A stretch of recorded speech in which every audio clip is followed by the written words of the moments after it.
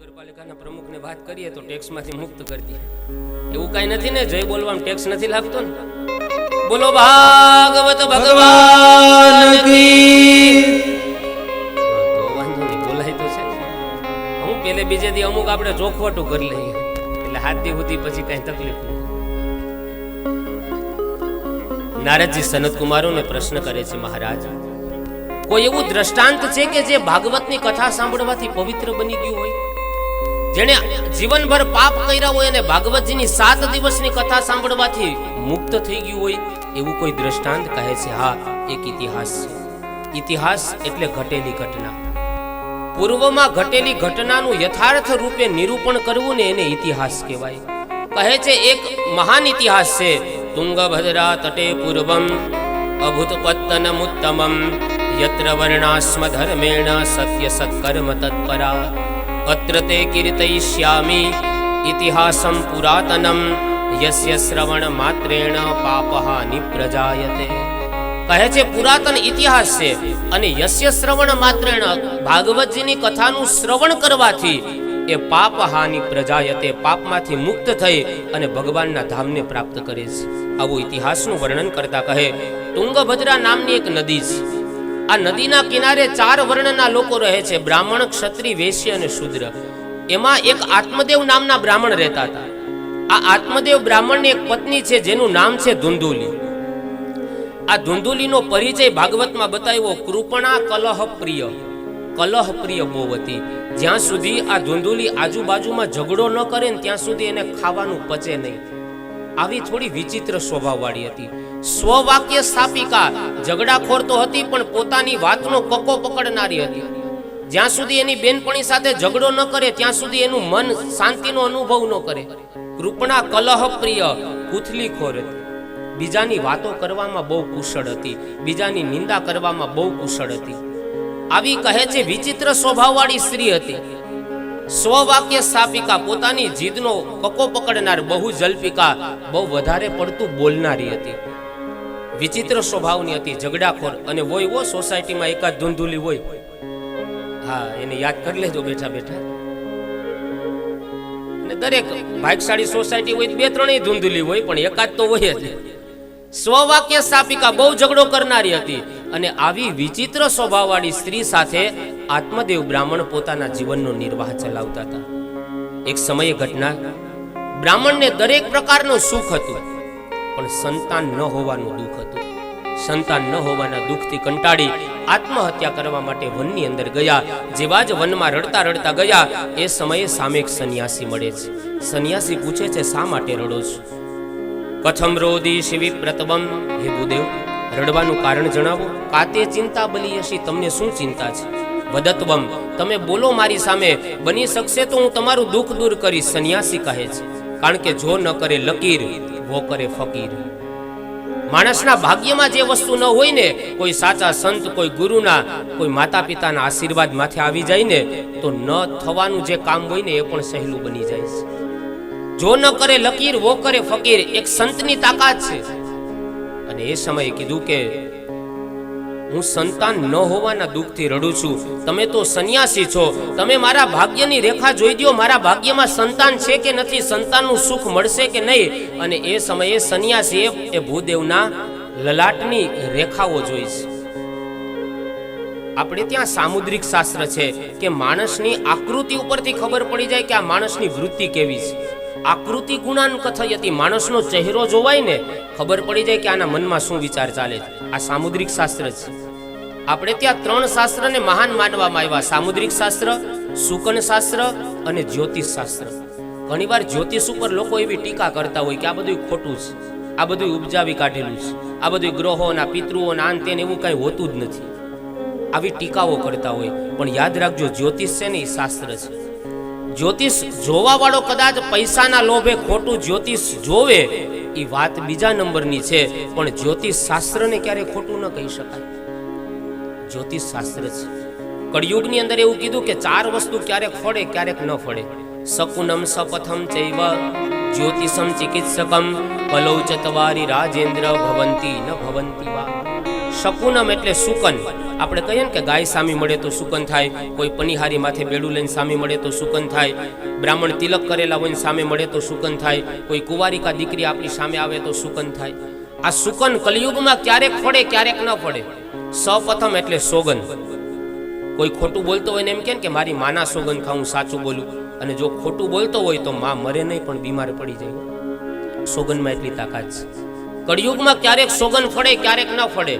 જ્યોતિષમ, જ્યોતિષ કલિયુગમાં ક્યારેક ફલીભૂત થાય અને ક્યારેક ન થાય. અને ચિકિત્સકમ એટલે ઓપરેશન ક્યારેક સક્સેસ જાય અને ક્યારેક ન પણ જાય. મહાભારતમાં કીધું કે કળિયુગમાં 4 બાબત ક્યારેક ફળશે અને ક્યારેક નહીં ફળે. તો એમાં સામુદ્રિક શાસ્ત્ર છે કે માણસની આકૃતિ ઉપરથી ખબર પડી જાય કે આની વૃત્તિ કેવી છે. માણસના કપાળ, એટલા માટે તો આપણે ત્યાં અમુક એવી વાતો બતાવી કે ભાઈ આંખે કોઈ કાણો માણસ હોય ને તો એને એમ કે ભાઈ 32 લક્ષણો હોય. આ સામુદ્રિક શાસ્ત્ર ઉપરથી આવ્યું છે. કોઈના ગાલમાં ખંજન ખાડા પડતા હોય તો એ માણસ દુઃખી થાય બહુ. આ સામુદ્રિક શાસ્ત્રના નિયમ છે. હોઠ ઉપર તલ હોય એ સૌથી વધારે સુખી થાય એ માણસ. એની સાથે જોડાયેલા વ્યક્તિઓને પણ એ માણસ સુખી કરે. આ સામુદ્રિક શાસ્ત્ર છે. ખલવારો નિર્ધન ક્વચિત, ક્વચિત દંતાલકો મૂર્ખ. જેના દાંત મુખની બહાર આમ નીકળે, હોઠની બહાર નીકળતા હોય ને એ સૌથી વધારે મૂર્ખ માણસ હોય. આ સામુદ્રિક શાસ્ત્ર બતાવે છે. આ નિયમો બતાવ્યા છે. જેના વધારે પડતા પગના આંગળામાં ખુલ્લા રહેતા હોય ને એ સૌથી વધારે આળસુ વ્યક્તિ હશે. તમે જોજો, અત્યારે ન જોતા કોઈ આજુબાજુ. સૌથી વધારે આમ આંગળા ખુલ્લા રહે, સામુદ્રિક શાસ્ત્ર કે છે સૌથી મોટામાં મોટો આળસુ માણસ હોય. એવા વ્યક્તિને કામચીંદોની ઘડીકમાં થાય જ. આ સામુદ્રિક શાસ્ત્ર કે એના ઉપરથી આપણે ત્યાં કહેવત આવી હતી, ટૂંકી ગરદન બઠિયા કાન. આ સામુદ્રિક શાસ્ત્રની કહેવત છે. એના ઉપરથી આ કહેવત આવી કે આવા માણસો આ જ પ્રકારના હોય. તો સામુદ્રિક શાસ્ત્ર છે, એમ શુકન શાસ્ત્ર, એમ જ્યોતિષ શાસ્ત્ર છે. ભૂદેવ કહે છે સંન્યાસી તમે જો મારા ભાગ્યમાં સંતાનનું સુખ છે કે નહીં. અને એ સમયે સંન્યાસી ભાગ્યની રેખા જોઈ કહે સપ્ત જન્મ વધી તવ પુત્રો નહીં વચ નહીં વચ. આ એક જન્મમાં તો નહીં, હવે પછીના 7 જન્મમાં તમારા ભાગ્યમાં સંતાનનું સુખ નથી.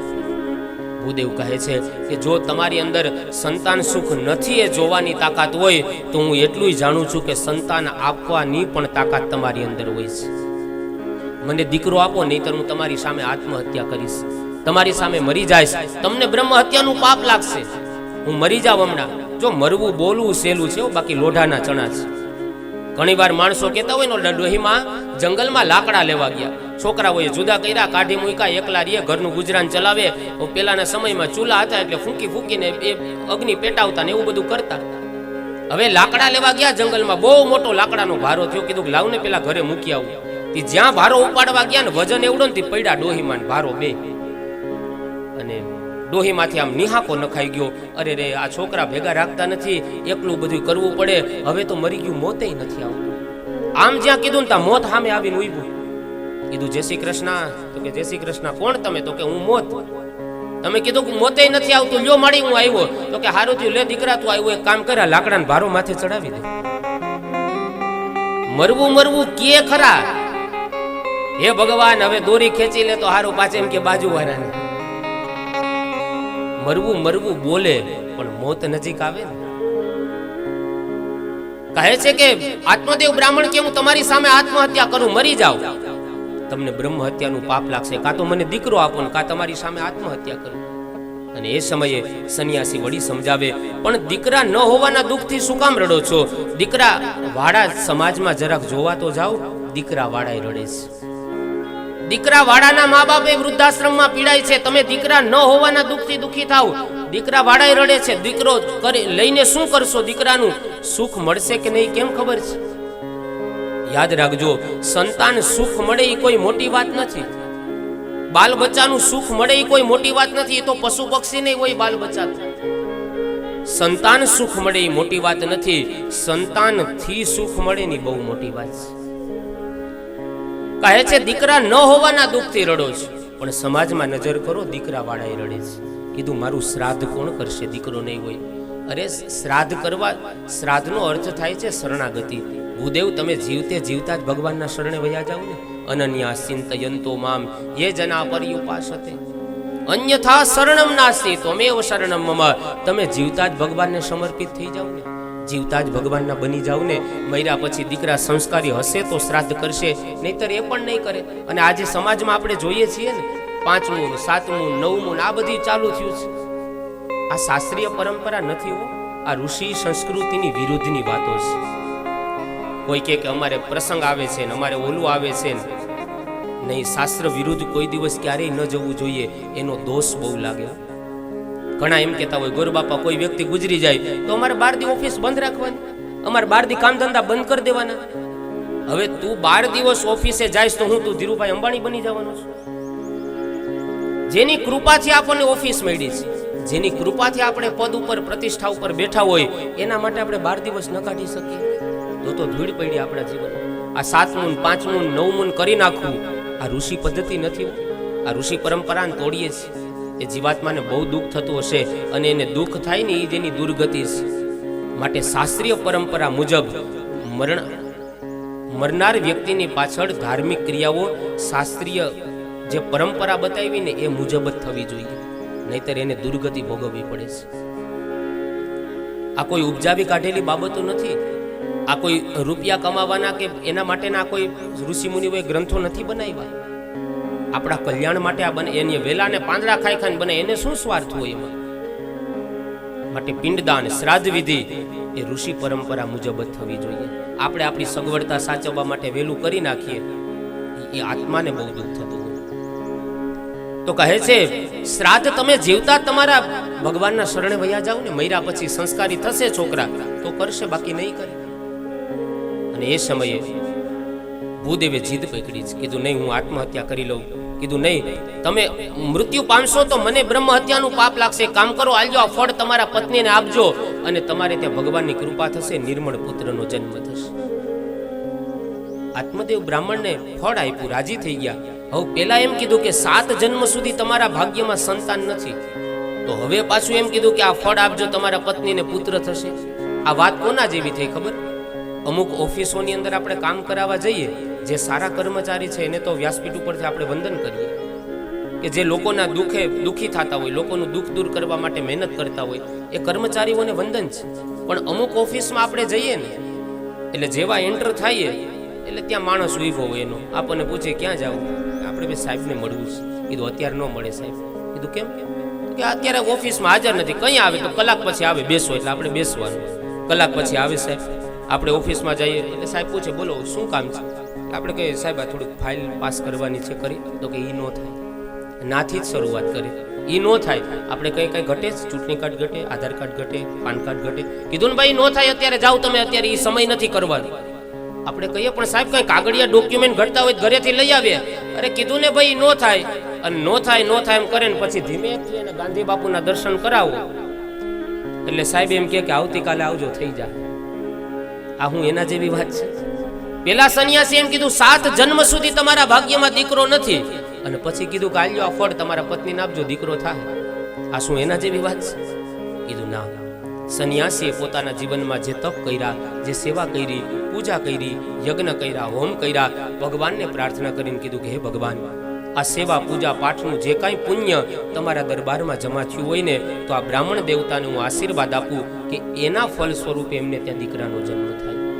એવા આશીર્વાદ લઈ અને સન્યાસી આવ્યા. ભૂદેવ પોતાના ઘરે આવે, પોતાની પત્ની ધુંધુલીને હાથમાં ફળ આપીને કીધું કે સંતે પ્રસાદી આપી છે, અને આ પ્રસાદ તમે ગ્રહણ કરી જાઓ, ભગવાનની કૃપા થશે ને આપણે ત્યાં નિર્મળ પુત્રનો જન્મ થશે. ધુંધુલી હાથમાં ફળ રાખી કુતર્ક કરે, મનમાં વિચાર કરે કે જો ગર્ભ સારા દિવસો રહેશે તો હું તીખું તળેલું ખાઈ નહીં શકું, જ્યાં ત્યાં જઈ નહીં શકું, મારે સદાચારનું સત્યનું પાલન કરવું પડશે. આ માથાકૂટમાં મારે નથી પડવું, આના કરતા દીકરો નથી ને સારું. આવા મનની અંદર કુતર્ક કરે છે, ખરાબ વિચારો કરે છે. આત્મદેવ તો ફળ આપીને જતા રહ્યા, પણ જ્યાં આવા વિચારો કરતી હતી ને ધુંધુલી, ત્યાં એની બહેન આવે છે. એની બેને કીધું અરે બેન શેનું ફળ છે? અરે કોઈ મારા પતિને સન્યાસીએ પ્રસાદ આપી છે, આનાથી દીકરો થશે. એની બેન કે સારું, ભગવાનની કૃપા કહેવાય, પ્રસાદ ગ્રહણ કરી જા, તારે ત્યાં ભગવાનની કૃપા થશે. કીધું ના, એ માથાકૂટમાં મારે નથી પડવું. ધુંધુલીની બેને કીધું એક કામ કર, તો મારે અત્યારે સારા દિવસો છે, મારે ત્યાં જે બાળક થશે એ બાળક હું તને આપી દઈશ, તું બદલામાં મને ધન આપજે, કારણ કે મારે ત્યાં ખાવા વાળા ઘણા બધા છે પણ ખાવાનું કઈ નથી. અને ધૂંધુલી તારે ત્યાં ખાનારા કોઈ નથી, પણ ખાવાનું ઘણું બધું છે.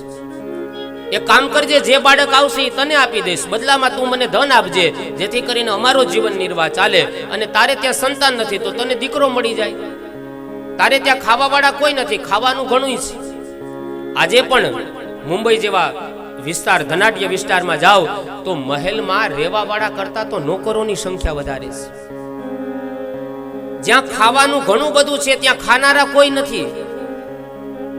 છે ગરીબોના કુબામાં તેલ ટીપું દોયલું, અને શ્રીમંતોની કબર ઉપર ઘીના દીવા થાય છે. એ જ સમજાતું નથી કે આમ સાને થાય છે. પથરાઓ બધા તરી જાય છે અને ફૂરડા બધા ડૂબી જાય છે. કામધેનુને ના જડે એક સૂકું તણખલું, અને લીલાછમ ખેતરો ઓલા આખલા ચરી જાય છે. એ જ સમજાતું નથી કે આમ સાને થાય છે. દેવળીએ દંડ પામે છે ચોર મુઠ્ઠી જાર માટે. કોઈ ગરીબ માણસ હોય, ભૂખ લાગી હોય, પેટનો અગ્નિ બુજાવવા કાંઈક નાની મોટી ચોરી કરે, દેવળીએ દંડ પામે ચોર મુઠ્ઠી જાર માટે. એને વર્ષો સુધી સજા થાય છે કે પોતાનો પેટનો અગ્નિ બુજાવવા કાંઈક નાની એવી ચોરી કરે તો એને ગુનેગાર ગણી અને વર્ષો સુધી સજા કરે. પણ લાખો ખાંડીના લૂંટનારા મહેફિલે મંડાય છે. એ જ સમજાતું નથી કે આમ સાને થાય છે. કરોડપતિ માણસો, અબજોપતિ માણસો સવારથી સાંજ સુધીમાં કરોડોનું કરેપ્શન કરી નાખે, અને છતાંય હસતા હસતા જીવન જીવતા હોય. અને ઓલા ગરીબડા કાંઈક નાની ભૂલ કરે અને વર્ષો સુધી જેલમાં સજા થાય. એ જ સમજાતું નથી કે આમ સાને થાય છે. ઘર વિહોણા બધા હજારો ઠોકરાતા ઠેર ઠેર ફરે, અને ગગનચુંબી મહિલો જન સૂના રહી જાય છે. એ જ સમજાતું નથી કે આમ સાને થાય છે. ધૂંધુલીની બહેન કહે છે કે તારે ત્યાં ખાવાનું ઘણું બધું છે, ખાનારા કોઈ નથી. મારે ત્યાં ખાનારા ગણાય છે, ખાવાનું કાંઈ નથી. જે બાળક આવશે ને તને આપી દઈશ, બદલામાં ના જ આપજે.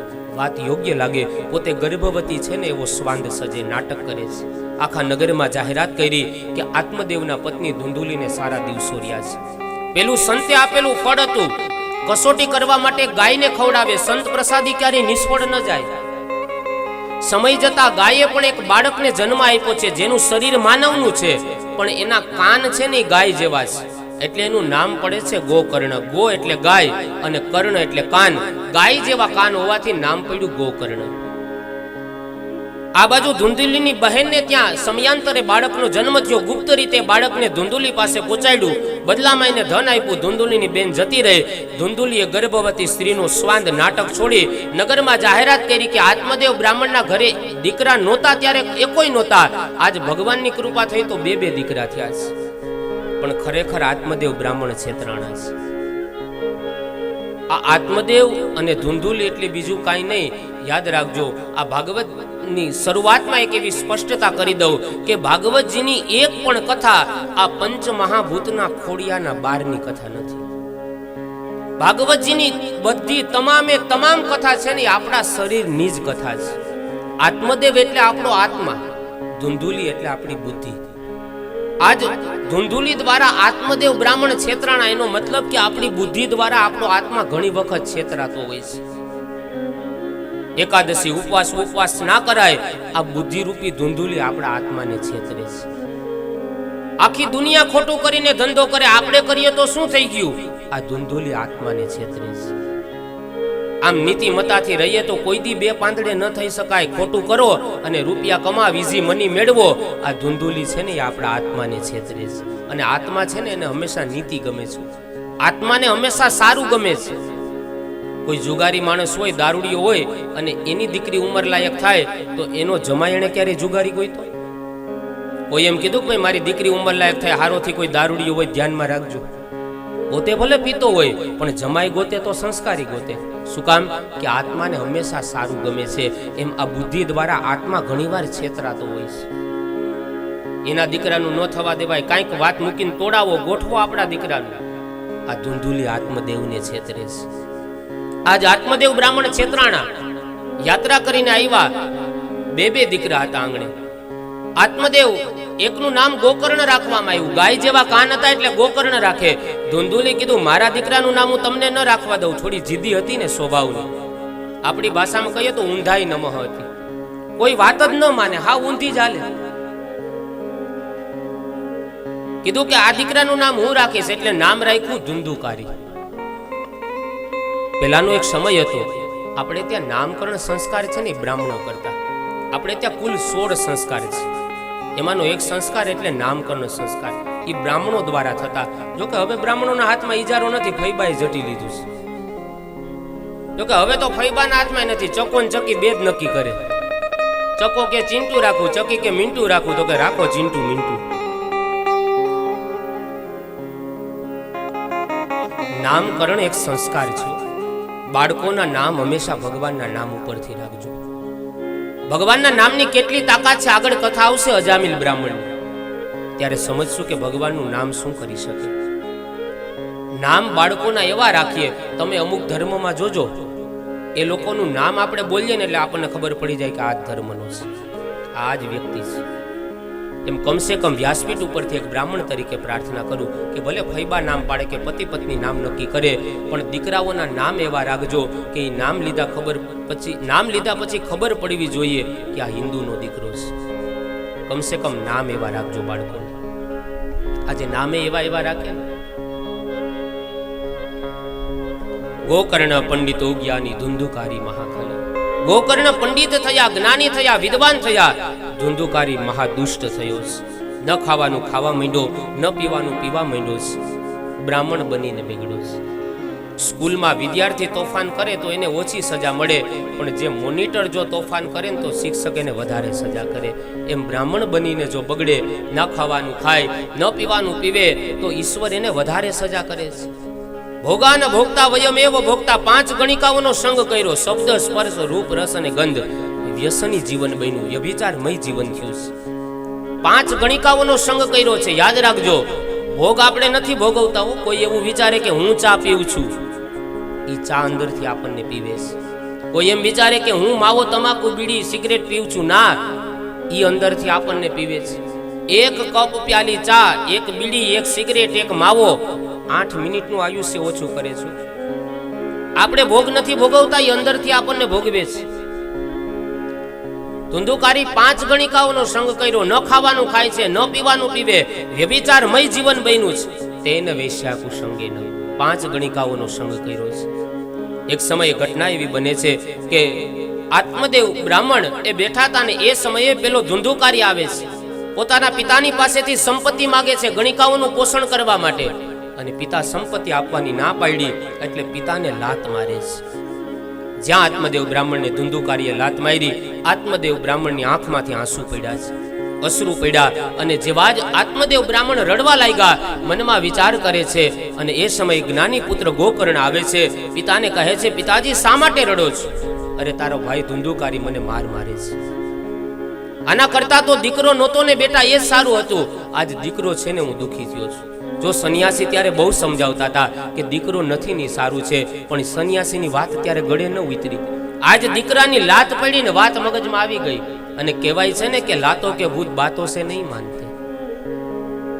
સંન્યાસી કઈને થાકી ગયા હતા, દીકરો નથી ને એ સારું છે, દીકરા વગરના સુખી છો. પણ દીકરાની લાત પડીને ત્યારે વાત સમજમાં આવી.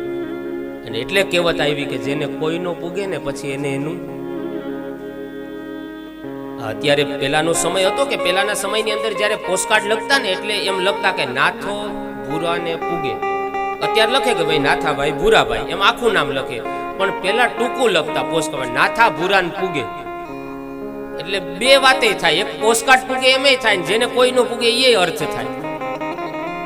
આપણી ગુજરાતી ભાષા છે ને દ્વિઅર્થી ભાષા છે. કોઈ પણ શબ્દના છે ને 2 અર્થ થાય.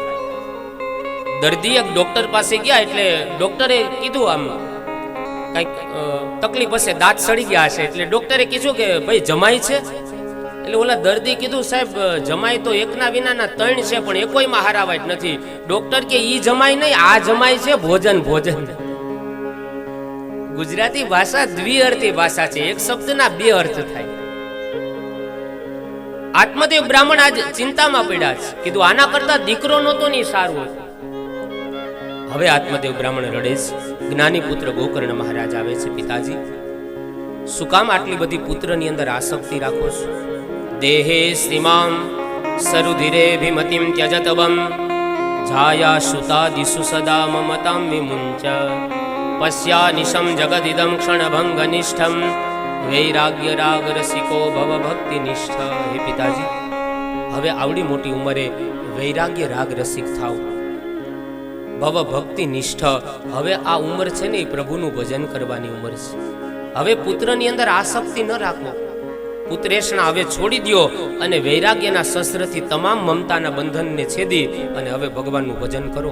દેહે સીમામ સરુધિરે ભીમતિમ ત્યજતપમ.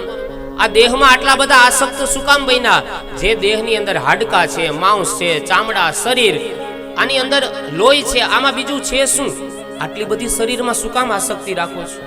જાયા સુતા દિસુ સદા મમતામ વિમુંચ. હવે તો આ મમત્વને છોડો, હવે તો પ્રભુના ભજનમાં મન લગાડો પિતાજી, હવે તો ભગવાનને વાલા થાવ. શરીરની આસક્તિ છોડી દો. અને જ્ઞાની પુત્ર ગોકર્ણ મહારાજે જ્યારે ઉપદેશ આપ્યો, ઉપદેશના માત્રથી, ઉપદેશ સાંભળવા માત્રથી આત્મદેવ બ્રાહ્મણને જ્ઞાન ઉતરી ગયું છે હૃદયમાં. વૈરાગ્યના શસ્ત્રથી તમામ મમતાના બંધનોને છેદી અને પ્રભુ ભજન કરવા માટે વનની અંદર જતા રહ્યા છે. જેવા જ ભગવાનનું ભજન કરવા માટે વનની અંદર ગયા, ભાગવતજીના 10મા સ્કંદનો પાઠ કરી અને ભાગવતી મુક્તિને પ્રાપ્ત કરે છે. આ બાજુ ગોકર્ણ મહારાજ યાત્રા કરવા માટે જતા રહ્યા. ધુંધુકારીની માતા ધુંધુલી હતી. આ ધુંધુલી એક દિવસ એના દીકરાના ત્રાસથી કંટાળી કૂપે પાત કૃતો રાત્રો તેન સા નિધનમ ગત, એક અંધારા કૂવામાં પડી અને મૃત્યુ પામે છે. હવે ધુંધુકારી ઘરમાં એકલો રહે છે. 5 ગણિકાઓને ઘરમાં લઈ આવ્યો છે. એનો સંગ કરે છે. ન ખાવાનું ખાય, ન પીવાનું પીવે, ન કરવાના ધંધા કરે છે, ચોરીઓ કરે. રાજાના રાજ્યમાંથી ચોરી કરીને ગણિકાઓનું પોષણ કરે. એક વખત ગણિકાઓ મનમાં વિચાર કરે કે આ ધુંધુકારી રાજમહેલમાંથી ચોરી કરે અને આપણું પોષણ કરે, કાલ સવારે જો રાજા એને પકડશે ને તો એને તો દંડ કરશે, આપણને દંડિત કરશે. 5 ગણિકાઓએ ભેગા મળી ધુંધુકારીનું ગળું દબાવી અને ત્યાં ને ત્યાં મારી નાખે છે. અવગતિએ ગયો છે જીવ, કારણ કે વાસનાને લઈને મર્યો ને એટલે પ્રેતીઓનીમાં ગયો છે. અતિશય જીવ જ્યારે વાસનાને લઈને મૃત્યુ પામે ને, ઈચ્છાઓને લઈને કોઈ જીવ મરે ને તો એ પ્રેત યોનીમાં જાય છે. આપણે ત્યાં પિતૃ યોની છે ને એમ પ્રેત યોની પણ છે. અને વિજ્ઞાને, આજના સાયન્સે આ પ્રૂફ કરી દીધું કે પ્રેત યોની પણ હોય છે. ગૌરવ તિવારી, ક્યારેક યુટ્યુબની અંદર સર્ચ કરજો, એણે પ્રેત યોની ઉપર બહુ રિસર્ચ કર્યું અને સત્ય સાબિત કરી દીધું કે પ્રેત છે ને વાતો પણ કરે. હમણાં વચ્ચે એક સિરિયલનો actor, film actor Sushant Singh, એ જ્યારે આપઘાત કરીને મર્યો ને ત્યારે એવા મશીનો દ્વારા એનો અવાજ કેચઅપ કર્યો છે. અને આ કોઈ વાત મનધડંગ વાત નથી કરતો. યુટ્યુબની અંદર સર્ચ કરજો કે એની આત્મહત્યા કરી, એની પાછળનું કારણ જાણવા માટે એ પ્રેતને બોલાવે છે અને કાયદેસર એનો અવાજ કેચઅપ કર્યો છે કે એનું મરવા પાછળનું કારણ શું છે. યુટ્યુબમાં સર્ચ કરીને જોજો. એ બોયલો છે એના મૃત્યુનું કારણ. અને એટલું નહીં, આજે પણ એ સુશાંત સિંહનો આત્મા જે પ્રેતીઓનીમાં છે ને એની બેનને મદદ કરવા આવે છે. એની બેને હમણાં ઇન્ટરવ્યુમાં કીધું કે મારો ભાઈ છે ને એ મારી મદદ કરે છે. મારું પર્સ ક્યાં ખોવાઈ જાય મને ખબર ન હોય એટલે રાત્રે સ્વપ્નમાં આવીને મને કહે કે તારું પર્સ આ જગ્યાએ છે, અને એ જગ્યાએ હું જાગીને જોઉં ને તો ત્યાં જ હોય છે. આ પ્રેત મદદ પણ કરે છે. સુશાંત સિંહનો આત્મા અને એનું મરવા પાછળનું કારણ વિજ્ઞાને રિસર્ચ કર્યું. રિસર્ચનો અર્થ થાય કે જે છે એની ઉપર પાછું સર્ચ કરવામાં આવે ને એને રિસર્ચ કહેવાય. પ્રેત યોની ઉપર હોલેન્ડ દેશની અંદર પ્લેન ચેટ નામના વૈજ્ઞાનિકે સર્ચ કરી દીધું છે કે પ્રેત યોની છે. ડાયનોમિસ્ટોગ્રાફ નામનું મશીન તૈયાર કર્યું અને આ મશીન એવું છે કે જે સૂક્ષ્મ અવાજને કેચઅપ કરે. અને ઈસાઈઓની અંદર એણે સાબિત કર્યું કે વધારે પડતા પ્રેત થાય. જે ધર્મમાં દેહને દાટવામાં આવે ને ત્યાં પ્રેત વધારે થાય છે. આપણે ત્યાં ભારતીય સંસ્કૃતિમાં દેહને દાટવાની પરંપરા નથી. બેના દેહને દાટી શકાય. એક કોઈ સાધુના દેહને સમાધિ આપી શકાય કે જેને શરીરનો મોહ ન હોય, અને એક નાનું બાળક એને સમાધિ આપી શકાય, એને હજી શરીરનો મોહ ન હોય. નહીતર આપણે ત્યાં અગ્નિ સંસ્કારની પરંપરા છે. દેહને બાળી નાખવામાં આવે, કારણ કે શરીરની આસક્તિ છૂટે નહીં. કોઈ મકાનમાં આપણે રહેતા હોય ને ત્યાંથી આપણને બહાર કાઢે કે કીધું આ મકાનમાં તમારે નથી રહેવાનું, તાળા મારી દે. જો એ મકાન હોય ને તો આપણને એમ થાય ક્યારેક આ ઘર મળશે, ક્યારેક આ આપણું મકાન આપણને મળશે. પણ જો એ મકાનને પાડી જ નાખે ને તો બીજું બનાવવું જ પડે. એમાં દેહને બાળી નાખે ને એટલે આત્માને બીજું શરીર ધારણ કરવું જ પડે. શરીરનો મોહ છૂટી જાય એટલે આપણે ત્યાં અગ્નિ સંસ્કાર છે. દેહને બાળી નાખે, અને જ્યાં દેહને બાળતા નથી ને દાટે છે ને ત્યાં વધારે પ્રેત યોની થાય. ઈસાઈઓની અંદર વધારે આજે પ્રેત થાય. એ ડાયનોમિસ્ટોગ્રાફ નામનું મશીન તૈયાર કર્યું અને જ્યાં પણ કબ્રસ્તાન હતા લોકોને દાટી દેતા ત્યાં એ મશીન રાખ્યું ને સૂક્ષ્મ અવાજ જ્યારે કેચઅપ કર્યા અને અવાજને જ્યારે સાંભળ્યા ને ત્યારે એવો ધ્વનિ સંભળાણો કે અમને બચાવો, અમને મુક્ત કરો, અમને બચાવો. આ પ્રેત યોની પણ હોય છે. હનુમાન પ્રસાદ પોદાર એના જીવનમાં બનેલી સત્ય ઘટના અને આ પ્રસંગ સાંભળ્યો છે. જે ઓલા બાબા છે ને હમણાં મોટી જટા છે, બધા વિડિયા એના જોતા હશે, પીળું ચંદન અને પીળા કપડા પહેરે, પ્રેમાનંદ સ્વામી. આના વિડિયા ઘણા લોકો જોતા હશે, સોશિયલ મીડિયામાં ખૂબ એમના વિડીયો વાયરલ થાય. આ પ્રેમાનંદ સ્વામી પાસેથી સાંભળેલી સત્ય ઘટનાનો પ્રસંગ છે.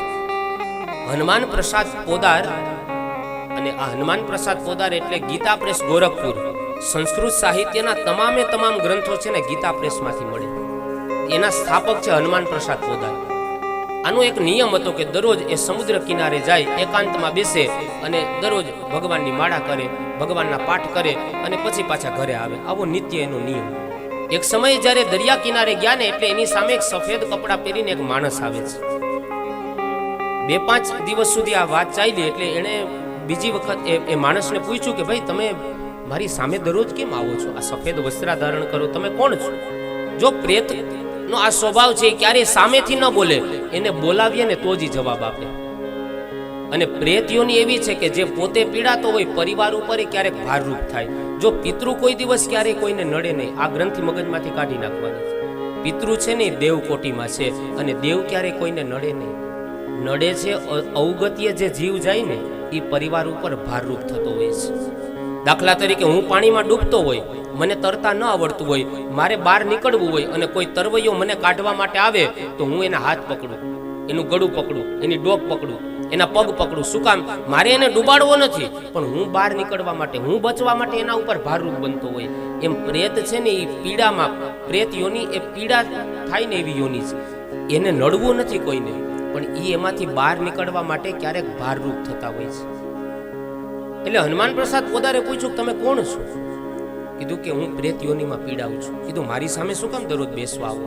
કીધું તમે જે જપ કરો, જે ભજન કરો છો ને એનાથી મને સારા વાઇબ્રેશન મળે છે, એનાથી મને સારી ઉર્જા મળે છે, મને સાત્વિક હોરા મળે છે, જેના કારણે હું સુખ અનુભવું છું. પણ તમે હમણાં જ અહીંયાથી જતા રહેશો ને એટલે વળી પાછું હું દુઃખી થઈશ, વળી પાછું હું પીડા અનુભવીશ. કીધું તમારી મુક્તિ, આ પ્રેત યોનીમાંથી મુક્તિ થવા માટેનો કોઈ માર્ગ ખરો? એટલે ત્યારે પેલો માણસ કહે છે હા, ગયાજીમાં જઈ અને તમે મારું શ્રાદ્ધ કરો ને તો મને મુક્તિ મળે. કે તમારું નામ બોલો, તમારું ગોત્ર બોલો.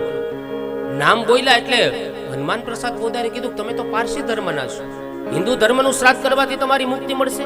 ત્યારે પેલો પ્રેત કહે છે કોઈ પણ ધર્મનો હોય, એક વખત એને મુક્તિ મેળવવી હોય ને તો હિન્દુ ધર્મમાં જે રીત રિવાજ બતાવ્યા એ પિંડદાન એની પાછળ કરવામાં આવે ને તો જે જીવને મુક્તિ મળે છે. વિચારો હિન્દુ ધર્મની કેટલી તાકાત હશે. કીધું મારી પાછળ કોઈ પિંડદાન કરે ને તો મને મુક્તિ મળે. અને હનુમાન પ્રસાદ પોદાર ત્યારે જયપુર ગયા, ત્યાંથી એક વિદ્વાન બ્રાહ્મણને લઈ ગયા અને ગયાજીમાં જઈને શ્રાદ્ધ કર્યું. અને પેલો પ્રેત એમના સ્વપ્નમાં આવીને કહે છે કે તમારા કરેલા પિંડદાનથી, તમારા કરેલા વિધિથી આજ મને મુક્તિ મળી છે. કહેવાનો હેતુ એ છે કે ઘણી વખત પ્રેત યોની ને પિતૃ યોની ને આવું કઈ હોય નહીં, આવી ઘણા લોકો ટીકા કરતા હોય, પણ ખરેખર આ છે. હવે આપણે અહીંયા આટલા લોકો બેઠા, આપણે કોઈ અમેરિકા નથી જોયું તો એનો મતલબ એવો થોડી છે અમેરિકા નથી. અમેરિકા તો છે, આપણે જોયું નથી. એમાં પ્રેત યોની પણ છે, પિતૃ યોની પણ હોય છે. કહે છે આ ધુંધુકારી અવગત્ય જાય છે, પ્રેત યોનીમાં ગયો છે. મડદાના હાથે ભોજન કરતો હતો. મડદાના હાથે ભોજન એટલે જેના ઘરે ક્યારે ઠાકોરજીની સેવા નથી થતી, જેના ઘરે ક્યારે ભગવાનનું નામ નથી લેવાતું, જેના ઘરે કોઈ દિવસ દિન દુખિયાની સેવા નથી થતી, આવા વ્યક્તિના ઘરે ભોજન કરવું ની મડદાના હાથનું ભોજન છે.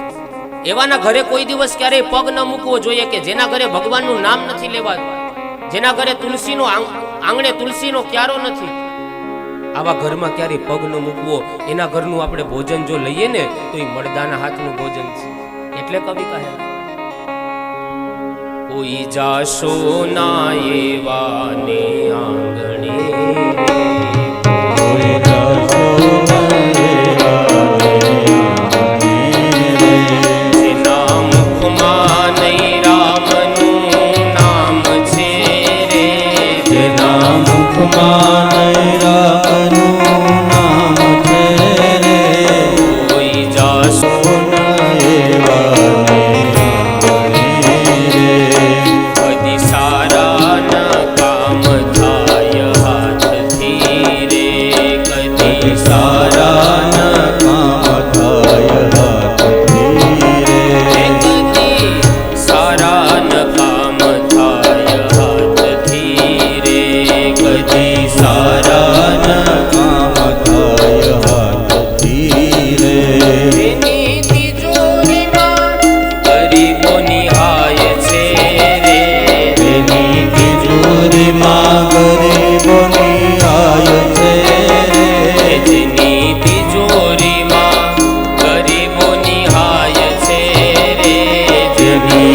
જો રે માં ગરીબોની આય છે કોઈ જાશો ન એવા રે આંગણે રે કોઈ જાશો ન એવા રે આંગણે કોઈ જાશો ન એવા રે આંગણે दोनों हाथ की सेवा करते हुए भाव से अरे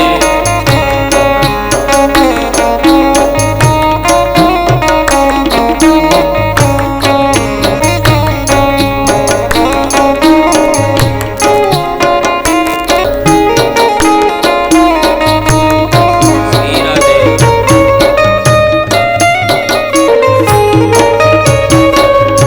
मैं गाया ने बीजा બધા મૂર્ખા રે અમે ગાયા ને બીજા બધા મૂર્ખા રે અમે ગાયા ને બીજા બધા મૂર્ખા રે અમે ગાયા ને બીજા બધા મૂર્ખા રે જેના અંતરમાં હોય અભિમાન છે રે જેના અંતરમાં હોય અભિમાન છે રે કોઈ જાશો ના એવા ને આંગણે રે કોઈ જાશો ન એવા ને આંગણે અંદર મેલા ને બાર દિશે ઉજળા રે અંદર મેલા ને બાર દિશે ઉજળા રે અંદર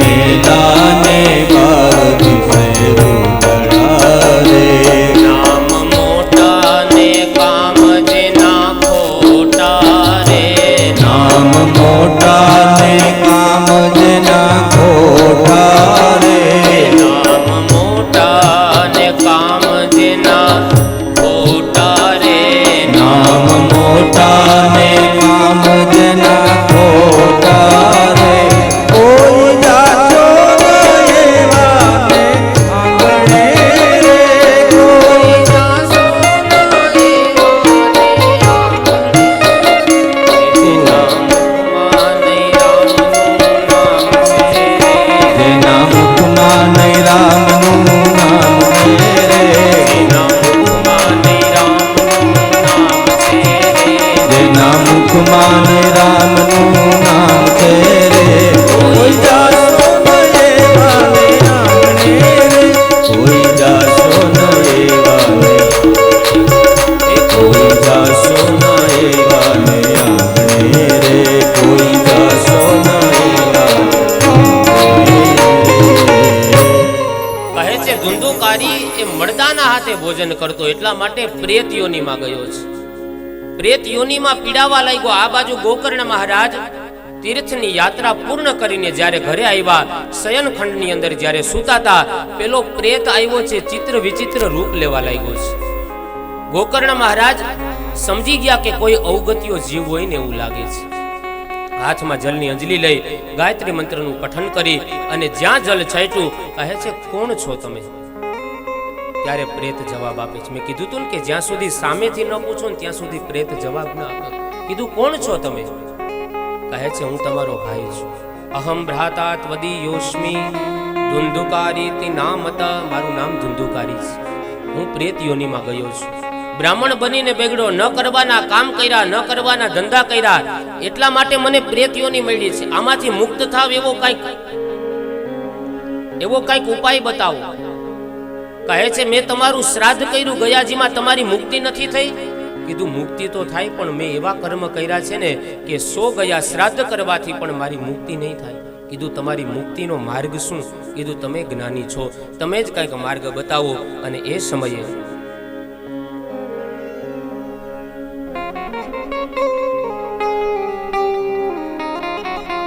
શ્રીમદ ભાગવતાન મુક્તિ સપ્તાહ વાચનમ કુરુ ઇતિ સૂર્યવચઃ સર્વે ધર્મરૂપમ તુ વિસ્તૃતમ. ગોકર્ણ મહારાજ સૂર્યનારાયણને અર્ઘ્યદાન આપે છે. અર્ઘ્યદાન આપીને પૂછે છે મહારાજ, જે જીવની 100 ગયા શ્રાદ્ધ કરવાથી મુક્તિ ન થાય એની મુક્તિ માટેનો માર્ગ શું? ત્યારે ભગવાન પોતાની ગતિને સ્તંભાવી દે અને જગત સાક્ષી સૂર્યદેવ બોલ્યા કે શ્રીમદ ભાગવતાન મુક્તિ. સો ગયા શ્રાદ્ધથી જે જીવની મુક્તિ ન થાય એ જીવની પાછળ જો શ્રીમદ ભાગવત જ્ઞાન યજ્ઞ કરવામાં આવે તો એ જીવને મુક્તિ મળી જાય. કારણ કે આ જ્ઞાન યજ્ઞના પુણ્યની તાકાત છે. શ્રીમદ ભાગવતજીના શ્લોકની તાકાત છે કે ગમે એવો પાપી જીવ હોય ને એને મુક્ત કરી દે. કારણ કે શ્લોક છે ને માણસના શોકને હટાવી નાખે છે. શ્લોક છે એ માણસના શોકને દૂર કરી નાખે છે. આ તાકાત છે. એક સામાન્ય કોઈ માણસ હોય, મોટો માણસ નીકળ્યો હોય બજારમાંથી એને ગાળ દઈએ, જો ગાળની અસર થાય માણસ આપણને ઝાપટ મારે, વેર વાળે. જો ગાળની અસર થાય તો પિતૃઓની પાછળ ઓમ નમો ભગવતે વાસુદેવાય બોલીએ તો એને અસર ન થાય. પિતૃઓની પાછળ શ્રી કૃષ્ણ શરણમ બોલીએ તો એ ઠાકોરજીને અસર ન કરે. આખી દુનિયા છે ને એ તરંગોથી ચાલે છે. આખું બ્રહ્માંડ છે ને એ વેબ્સથી ચાલે, સૂક્ષ્મ વેબ્સ. તમે અહીંયાથી આ જ કથાના ફોટા અમેરિકા સુધી મોકલવા હોય તો સેકન્ડના 6 ભાગે અમેરિકા પહોંચે. શું કામ? કે સૂક્ષ્મ તરંગો કામ કરે છે. સૂક્ષ્મ વેબ્સ આખી દુનિયામાં કામ કરે. તમે જોજો, આપણે કોઈ નજીકના વ્યક્તિને સવારમાં યાદ કરીએ, એવું વિચારીએ કે આજે મારે બપોરે મારા મિત્રને ફોન કરવો છે, આજે મારે મારી બેનપણીને બપોરે ફોન કરવો છે. હજી એને આપણે ફોન નહીં કર્યો હોય ને ત્યાં એનો ફોન આવી જશે. તરત આપણે કહીશું એટલે હમણાં જ યાદ કરતી હતી તને, એટલે હમણાં તને યાદ કરતો હતો. શું કામ? આપણા મનના વેબ્સ છે ને એને અસર કરતા હોય છે. આખી દુનિયા છે ને તરંગોથી ચાલે છે. તમે જોજો, ટોકીઝમાં ક્યારેય માળા કરવાની ઈચ્છા ન થાય, ટોકીઝમાં ક્યારેય માળા કરવાનો વિચાર ન આવે. શું કામ? કે ત્યાંના તરંગો એવા હોય. કોઈ માણસ હોટલમાં રોકાય ને તો એ ઘરનું કામ કરીને ભલે આખા તૂટી જતા હોય, પણ હોટલની ચાદર સંકેલવાની એની ઈચ્છા નહીં થાય. તરત વિચારશે કે ભાઈ અહીં તો કામ કરવાના કામ કરી જાય. ત્યાંના એવા તરંગો એવા ફરતા હોય ને, પોતે ઘરમાં ભલે કામ કરીને ભાંગી જાય, તૂટી જાય, પણ હોટલની ખાલી એક ચાદર સંકેલવાની એને આળસ થઈ જશે. ત્યાંના તરંગો એવા હોય કે અહીં તો કામ કરવા વાળા આવશે, અહીં તો કામ કરવા વાળા આવશે. એ તરંગો સતત આપણા મનને અસર કરતા હોય. એમ આખું બ્રહ્માંડ ચાલતું હોય ને તો એ તરંગોથી ચાલે છે. આકાશમાં સૂર્ય ઉગે, પૃથ્વી ઉપર કમળ ખીલે. પૃથ્વીને અને સૂર્યને કરોડો માઇલનું અંતર છે, પણ છતાંય આકાશમાં સૂર્ય ઉગે તો પૃથ્વી ઉપર કમળ ખીલે, કારણ કે એના તરંગો અસર કરે છે કમળને. ચંદ્રની વધઘટ આકાશમાં થાય છે અને ભરતીને ઓટ દરિયામાં આવે છે. કરોડો માઇલનું અંતર હોવા છતાં ત્યાં ચંદ્રની વધઘટ આકાશમાં થાય, પૂનમને અમાસ આવે અને ભરતીને ઓટ દરિયામાં આવે છે. આટલી અસર શું કામ? તરંગો અસર કરે છે. તો કરોડો માઇલથી જો ત્યાંથી અહીંયા અસર કરતા હોય તો અહીંથી ભગવાનનું નામ બોલીએ તો ત્યાં અસર ન થાય. શ્રદ્ધા, ભાવ અને વિશ્વાસ જરૂરી છે. અસર કરે છે. પિતૃઓના નામથી તમે સંકલ્પ, તમે એમ કહો કે મારા પિતૃના નિમિત્તે હું અહીંયા 100 રૂપિયા મૂકું છું. પિતૃ કદાચ આપણા ગાયની યોનિમાં હોય તો ગાયને કઈ 100 રૂપિયાની નોટ નહીં મળે, પણ 100 રૂપિયાનું ઘાસ પહોંચાડવાની પરમાત્મા વ્યવસ્થા કરી દેશે. આ પુણ્યની તાકાત છે. ઘણીવાર આપણે એવું બોલતા હોય કે ભાઈ ફલાણી જગ્યાએ એક્સિડન્ટ તો બહુ ભયંકર થયું, પણ ગલઢાના પુણ્ય કાંઈ કાઢા આવ્યા નથી, કોઈને કાંઈ થયું નહીં. એ ક્યાં પુણ્ય? આ સત્કર્મના પુણ્ય છે. તો અહીંયાથી પિતૃઓના નામનો જે સંકલ્પ કરીને આપણે જે કાંઈ કામ કરીએ ને, એ પિતૃ જે યોનિમાં હોય ને એને એ રૂપની અંદર મળે છે. પિતૃ નિમિત્તે 10 રૂપિયા ધરીએ તો ગાયની યોનિમાં 10ની નોટ નહીં મળે, પણ 10નું ઘાસ પરમાત્મા ત્યાં પહોંચાડશે. માની લો કે આપણા પિતૃઓને કદાચ અધમ યોની મળે, હાલો એના કોઈ એવા ખરાબ કર્મ થઈ ગયા હોય ને એને કૂતરાની યોની માની લો મળી, અને એની પાછળ આપણે ભાગવત કથા કરીએ તો એ કૂતરો કોઈ સામાન્યના ઘરે નહીં, ધીરુભાઈ અંબાણી જેવાના ઘરે એનું લાલન પાલન થાય. જે બિસ્કિટ આપણને ખાવા ન મળી એને ખાવા મળે, જે શેમ્પૂથી આપણને નાવા ન મળી શેમ્પૂથી એને નાવા મળે. શું કામ? કે એની પાછળ કોક સત્કર્મ કરે છે, એની પાછળ કોક પુણ્યનું કામ કરે છે, અને પુણ્યનું ફળ એને પ્રાપ્ત થતું હોય છે. કૂતરાની યોનિમાં હોય તો એ કોઈ મોટા માણસને ત્યાં એનું લાલન પાલન થાય, કે જે વસ્તુનો ઉપયોગ આપણે ન કરતા હોય કૂતરાની યોનિમાં એને ઉપયોગ કરવા મળે. એનો મતલબ કે એની પાછળ કોક સત્કર્મ કરે છે. અચાનક આપણને કાંઈ લાભ થાય, અચાનક ક્યારેક આપણે આનંદમાં આવી જઈએ ને તો સમજવાનું આપણી પાછળ કોક સત્કર્મ કરે છે, કારણ કે આપણે પણ કોકના પૂર્વજો છીએ. આ પુણ્ય બળની તાકાત છે. પુણ્ય માણસને પ્રાપ્ત થતું હોય છે. આ બાજુ કહે છે ધુંધુકારીની પાછળ શ્રીમદ ભાગવત કથા બેસાડવા તૈયાર થયા. ગોકર્ણ મહારાજ વ્યાસ ગાદી ઉપર બેઠા. એક વાસનું જંગલ છે અને જંગલની અંદર જ્યાં ભાગવત કથાની શરૂઆત કરે પેલા પ્રેત આવે છે. વાસનું જંગલ હતું એટલે વાસની એક સોટીમાં બેસી ગયો છે. એક દિવસની કથા પૂરી થઈ, એક ગાંઠ તૂટી. બીજા દિવસની કથા પૂરી થઈ, બીજી ગાંઠ તૂટી. 3 દિવસની કથા પૂરી થઈ. ધીમે ધીમે ધીમે 7 દિવસની કથા પૂર્ણ થઈ. વાસની 7 ગાંઠ તૂટી. ધુંધુકારી દિવ્ય સ્વરૂપ ધારણ કરીને પ્રગટ થયો છે. ભાગવત ભગવાનને પ્રણામ કર્યા. વ્યાસ ગાદી ઉપર વક્તા હતા, એમને વંદન કર્યા, પ્રણામ કર્યા, પગે લાગી ભાગવતજીની પ્રદક્ષિણા કરે છે. જ્યાં પ્રદક્ષિણા પૂર્ણ થઈ અને વ્યાસ ગાદી ઉપર રહેલા વક્તા ગોકર્ણ મહારાજ જેવો જ ભાગવતજીનો જયનાદ કર્યો. ભગવાનના પાર્ષદો વિમાન લઈને આવ્યા છે. ભગવાનના પાર્ષદો જેવા જ વિમાન લઈને આવ્યા, ધુંધુકારીને વિમાનમાં બેસાડવા ગયા. એટલે ગોકર્ણ મહારાજે પ્રશ્ન કર્યો કે કથા તો બધાએ સાંભળી, ધુંધુકારીને એકને લેવા માટે શા માટે આવ્યા? કહે છે ધુંધુકારીએ એક આસન ઉપર બેસીને કથા સાંભળી છે. ઘડીએ ઘડીએ ઘડિયાળમાં નહોતો જોઈએ રાખતો કે હવે ક્યારે 12 વાગે, હવે ક્યારે કથા વિરામ થાય, આ માથે તડકો તો જો. આમ ઘડીએ ઘડીએ ઘડિયાળમાં નહોતો જોઈએ રાખતો, કથા વિરામની રાહ નહોતો જોઈએ રાખતો. એક આસને બેસી અને વ્રત પૂર્ણ કથા સાંભળી છે. એક આસન એટલે આજે જ્યાં બેઠા ન્યા જ કાલે બેસવું, એ એક આસનની વાત નથી. વળી કોઈક વેલો આવીને બેસી જાય તો એનો ઊભો કરશું કે હાલો ભાઈ જગ્યા ખાલી કરો, કાલે ગોરબાપાએ કીધું એક આસન બેહવા. એક આસન એટલે મંગલાચરણની શરૂઆત થાય ત્યારે વક્તા શ્રોતાઓએ આવી જવું અને છેલ્લે જ્યારે જયકાર થાય અને પછી પોતાનું સ્થાન છોડવું, આને એક આસનની સ્થિતિ કહેવાય. આવી ભૂમિકા ઉપર બેસીને ધુંધુકારીએ કથા સાંભળી છે. ધુંધુકારીએ જે કથા સાંભળી ખાલી હાજરી પુરાવા નહોતો કથામાં બેઠો. ક્યારેક કથા ફળીભૂત નથી થતી એની પાછળનું કારણ કે આપણે ખાલી પરિવારને ખોટું ન લાગે ને એટલે બેઠા હોય. ભાઈ એને આમંત્રણ આપ્યું એટલે જવું પડે, હાલો ને હાઉકલી કરીને આવતા રહી. મોઢું બતાવવા ખાલી નહોતો બેઠો ધુંધુકારી, નિષ્ઠાથી કથા સાંભળી છે, વ્રતના રૂપમાં કથા સાંભળી છે.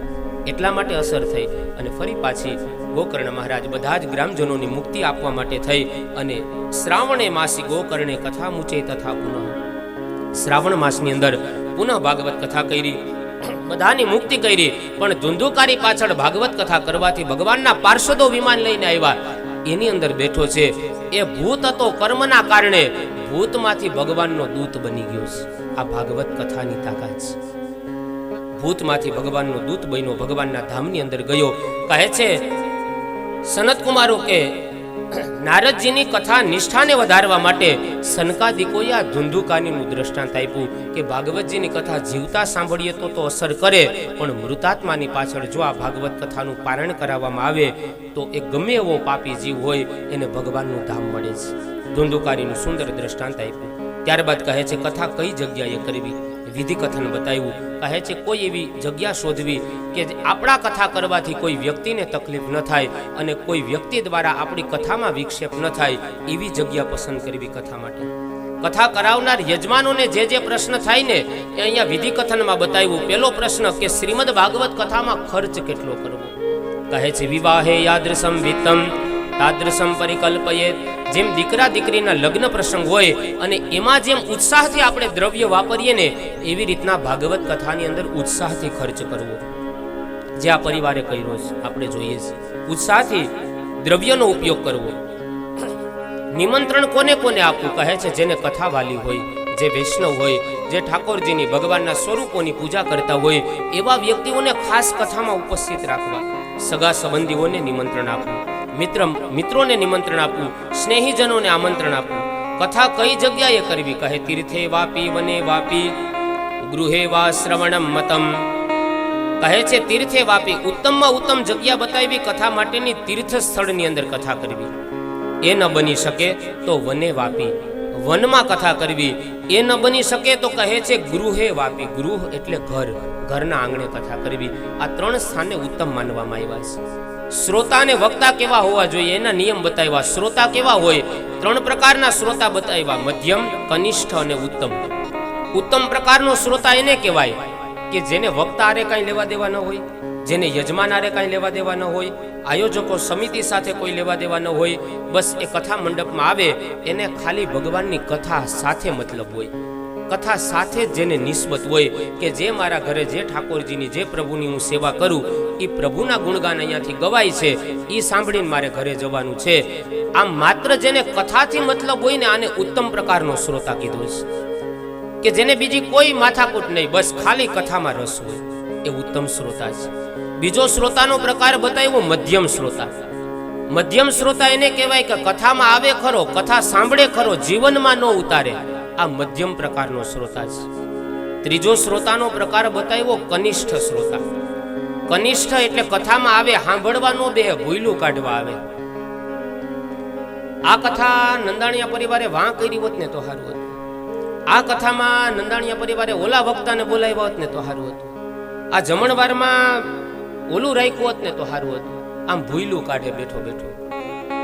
આમ તો સારી ભાષામાં એને કનિષ્ઠ શ્રોતા કહેવાય, આપણી તળપદી ભાષામાં એને નવરી બજાર કહેવાય. એ આખો દી આટા જ માર્યો હોય, ગમે ત્યાંથી ભૂલ ગોતીને આવે ને આવીને યજમાનને કે કેલા આ ભૂલ થઈ હોય તમારી, બસ આ ભૂયલું જ ગોતે, સારું ન દેખાય એને કાંઈ, એ ભૂલ જ શોધે. આ કનિષ્ઠ શ્રોતા છે. વક્તાના નિયમ બતાવ્યા કે ભાગવતજીના વક્તા કેવા હોવા જોઈએ. વિરક્તો વૈષ્ણવો વિપ્રો વેદ શાસ્ત્ર વિશુદ્ધિકૃત દ્રષ્ટાંત કુશલો ધીરો વક્તા કાર્યોતિ નિષ્પૃહ. ભાગવતજીના વક્તા કેવા હોવા જોઈએ? વિરક્ત, સંસારમાં અત્યંત આસક્ત ન હોવા જોઈએ, વૈષ્ણવ હોવા જોઈએ. ગુરુ ધારણ કરેલા વક્તાને વ્યાસગાદી ઉપર બેસવાનો અધિકાર છે. વિપ્ર અર્થાત ભાગવતજીના વક્તા બ્રાહ્મણ હોવા જોઈએ. બહુ મહત્વનું લક્ષણ બતાવ્યું છે. આજે ઘણી વખત અન્ય એવું જોવા મળે, જાણવા મળે કે વ્યાસગાદી ઉપર બેસીને કથા કરતા હોય છે. પણ પૂજ્ય ડોંગરે બાપા એમણે પોતાના ભાગવતમાં એવો ઉલ્લેખ કર્યો કે બ્રાહ્મણ ઇતર ક્યારેય ભાગવતજીના વક્તા ન હોવા જોઈએ. બ્રાહ્મણના દીકરાનો જ વ્યાસગાદી ઉપર બેસવાનો અધિકાર છે. બ્રાહ્મણ છું એટલે કહું એમ નથી, શાસ્ત્રમાં લખ્યું ને એટલે કહું છું. ભેંસ અધમણ દૂધ આપતી હોય પણ ભેંસના કપાળે કઈ ચાંદલો ન કરાય, અને ગાય ખાલી પાસેર દૂધ આપતી હોય ને તો એની પૂજા થાય. ધુમાડો યજ્ઞમાંથી નીકળતો હોય અને ધુમાડો બીડીમાંથી નીકળતો હોય, પણ શ્રેષ્ઠ ધુમાડો છે ને યજ્ઞનો ધુમાડો છે. એમ બ્રાહ્મણ વક્તા છે ને એ તો યજ્ઞના ધુમાડા સમાન પવિત્ર છે. માટે વ્યાસગાદી ઉપર ભાગવતજીની કથા વાંચવાનો અધિકાર કેવલ અને કેવલ બ્રાહ્મણનો જ છે. આમાં બીજાની નિંદા કે ટીકા કરવાનું કોઈ વાત નથી. પૂજ્ય ડોંગરે બાપાનું કહેવું છે, અને એનો વિડીયો છે અમારી. પૂજ્ય ડોંગરે બાપા બોલેલા જૂની કથાઓની અંદર એ વિડીયો છે, હમણાં ફરતો થયો છે કે બ્રાહ્મણ ઇતર ક્યારેય વક્તા ન હોવા જોઈએ, વ્યાસગાદી અધિકાર નથી. તો વિપ્ર અર્થાત બ્રાહ્મણ વેદ શાસ્ત્ર વિશુદ્ધિકૃત, વેદનું અધ્યયન કરનારા વક્તા હોવા જોઈએ, શાસ્ત્રને વાંચનારા હોવા જોઈએ. કોઈ સિદ્ધાંત ન સમજાય તો નાનું મોટું દ્રષ્ટાંત આપીને સમજાવનારા વક્તા હોવા જોઈએ. ધીર ગંભીર હોવા જોઈએ. ખાલી હી હી હા હા કરી અને રાસ ગરબા રમાડીને કથા પૂરું કરી નાખે સાદી નહીં. કથાને ન્યાય મળવો જોઈએ એવા વક્તા હોવા જોઈએ. રાસ આનંદ કરવો બધું જરૂરી છે, પણ સમયે સમયે સારું લાગે. ઠાકોરજીને આપણે શણગાર કરીએ તો ઠાકોરજી સુંદર લાગે, રૂડા લાગે, એમાં ના નહીં. પણ એટલો બધો શણગાર ન કરી દેવો જોઈએ ઠાકોરજી જ ન દેખાય આપણને. એમ કથામાં ધૂન ભજન કીર્તન ગરબા બધું લઈએ સારું લાગે, પણ એટલું બધું ન આવી જવું જોઈએ કે કથા જ ન દેખાય. કારણ કે આમાં મુખ્ય કથાની પ્રધાનતા છે. રાસ ગરબા છે એ બધું ગૌણ બાબત છે. એ 10-15 મિનિટ છેલ્લે કરાવીએ એ વાત જુદી છે, પણ મુખ્ય રાસ ગરબા છે એટલે કથા નથી, કથા છે ને એટલે રાસ ગરબા થાય છે. તો મુખ્ય ન્યાય હંમેશા વક્તાએ પેલી પ્રાયોરિટી કથાને આપવી જોઈએ. બીજી ઇતર વાતો, ઇતર ધૂન ભજન કીર્તન એ સાઈડમાં રહેવું જોઈએ. જ્યાં જરૂર પડે ત્યાં થોડું ઘણું કોઈ શ્રોતાને કંટાળો ન આવે, થોડું વક્તાને વિશ્રાંતિ મળે એટલે એકાદ 10 મિનિટ કે 15 મિનિટ આખી કથામાં લેવાય તો વાત જુદી છે, પણ વારંવાર ન થવું જોઈએ. કથાને પૂરો ન્યાય પેલા મળવો જોઈએ. કુશળ ધીર હોવા જોઈએ. વક્તા કાર્યોથી નિષ્પૃહ. છેલ્લું લક્ષણ બહુ મહત્વનું બતાવ્યું. ભાગવતજીના વક્તા છે ને એ નિષ્પૃહી હોવા જોઈએ. યજમાનને એમ ન કહેનારા હોવા જોઈએ કે મને આટલા લાખ રૂપિયા તમે દક્ષિણા આપો ને તો તમારા ઘરે કથા કરવા આવું. હા, નીચેનો જે કાંઈ સ્ટાફ ખર્ચ હોય એ સહજ ઔપચારિક વાત કરીને એ નક્કી કરવું પડે, એ બીજા વાત છે, પણ વ્યાસગાદીની કિંમત ક્યારેય નક્કી ન થઈ શકે. આ ગ્રંથની કિંમત કરીએ ને તો એ ગોવિંદને વેચવા બરોબર છે. મહાપ્રભુ વલ્ભાચાર્યજી તો ત્યાં સુધી કે વક્તાના પ્રાણ અહીંયા કંઠ સુધી આવી જાય ને તો એ ક્યારેય ભાગવતની કિંમત વક્તાએ ન કરવી જોઈએ. આ ગ્રંથ છે ને એ ગોવિંદ છે, અને આની કિંમત કરીને જો વ્યાસગાદી ઉપરથી હું કથા કરું ને તો તો એ દ્વારકાવાળાને વેચવા બરોબર છે. આની કિંમત આજ સુધીની 54મી કથા, અને એક પણ યજમાન એમ ન કહે કે ગોરબાપા તમે આટલા રૂપિયા અમારી પાસે ઠેરાવ્યા તમારી દક્ષિણા અને પછી તમે અમારા આંગણે કથા કરવા આવ્યા હતા. આજ સુધીના એક પણ યજમાન ન કહી શકે. એટલું નહીં, અમે અમારા પોતાના ખર્ચે અમે કથા કરી આવ્યા છીએ. આ કોઈ વખાણ હું જાણું છું કે વ્યાસપીઠ ઉપરથી પોતાના વખાણ કરવા ને આત્મશ્લાઘા કહેવાય, સૌથી મોટું પાપ કહેવાય, પણ લોકોને સાચી ખબર પડવી જોઈએ.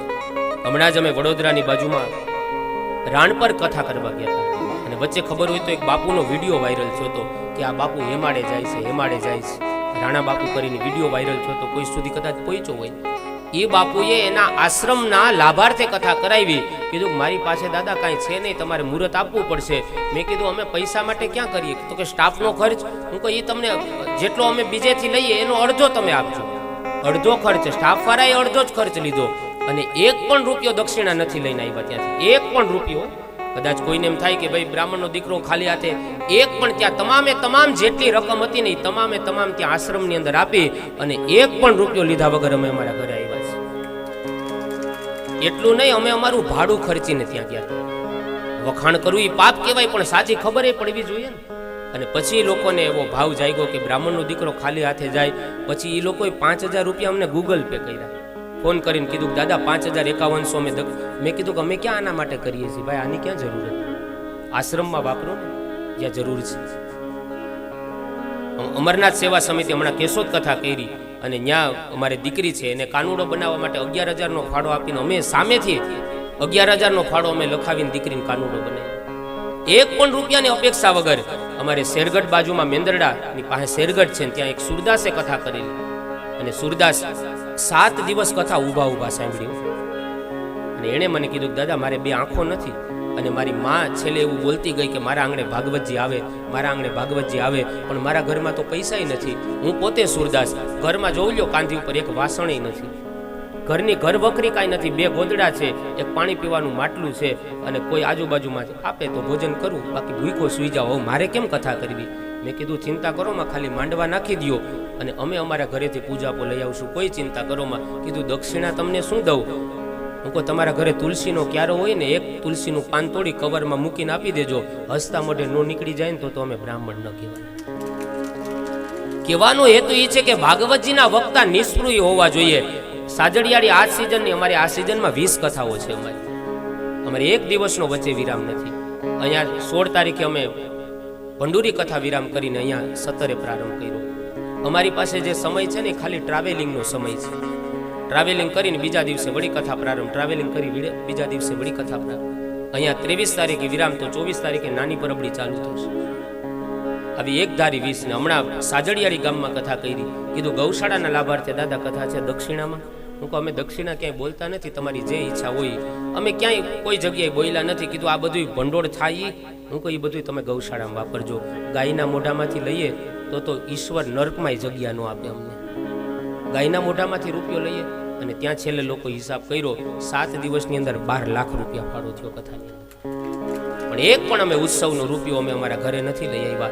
ગાયનું ખાઈએ ને તો અમને ઈશ્વર નર્કમાં જગ્યા ન આપે. કહેવાનો અર્થ કે અમે ભાગવતને ક્યારેય પૈસા માટે લઈને અમે નીકળ્યા જ નથી.